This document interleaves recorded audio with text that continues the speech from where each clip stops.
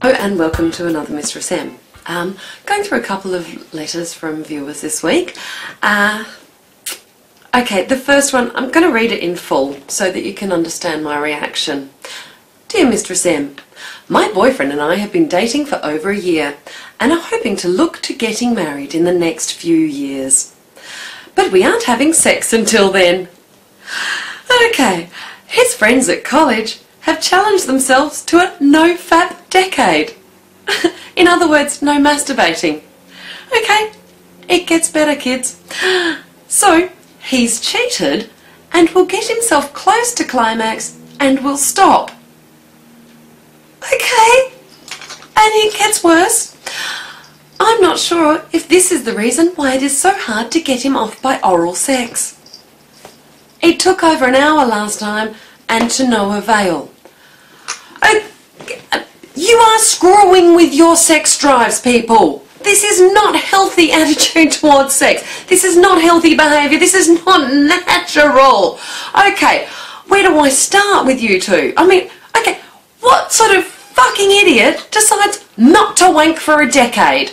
What is healthy, normal or sensible about that? Okay, but alright, so you've decided not to wank for a decade. Fine. I mean, as you know, look, I try to be tolerant of all types and all sorts, and if you're asexual and don't want to wank, that's fine. But if you want to wank and want you actually stick to the bloody rules, which means no wanking. Just because you don't come doesn't mean you won't grabbing your fucking cock. So, alright, just so you've lost that bit. So I wish I knew your name so I could say, guys, someone's already lost. They've wanked. Alright?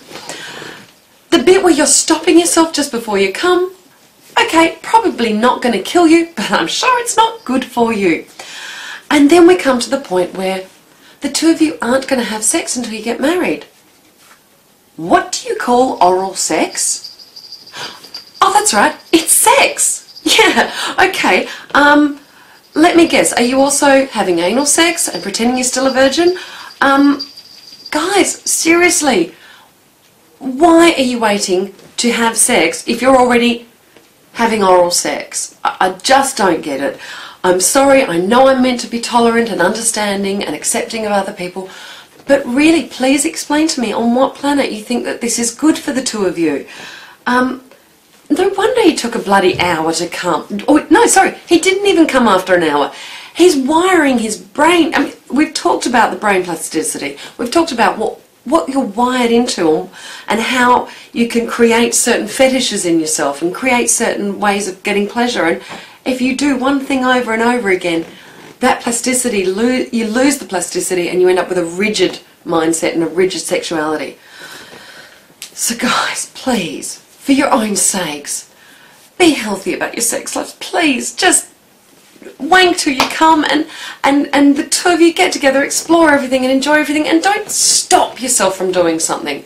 If you don't want to do something genuinely and honestly, it doesn't appeal to you, fine, but I don't know what you think you're getting out of abstaining from one aspect of your sexuality but not others. Feel free, everybody, to have a go at me about this one, but I personally think that if you want to do something, you should do it as long as it doesn't hurt anyone. And I don't think you should stop yourself when it is likely to hurt both of you.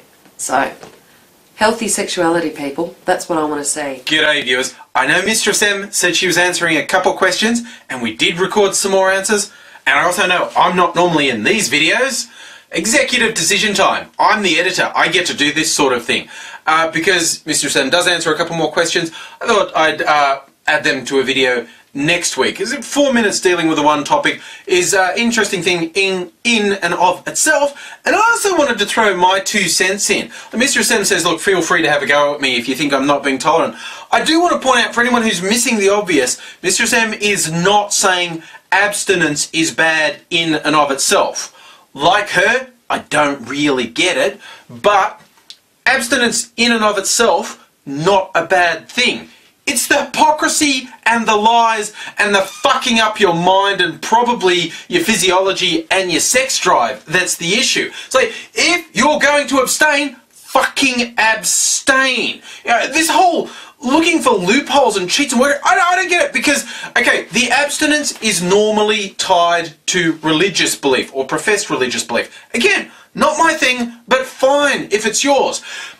But these people who think, God wants me to be a virgin, but I can suck cock and take it up the arse, and that's okay, how fucking stupid do you think God is? That's the bit that I don't get. Read all these stories about American evangelical teens and 20-somethings who put on abstinence rings or proclaim to be born-again virgins, and they keep looking for loopholes. Oh, is sucking cock sex? No, I don't think so. Is anal sex?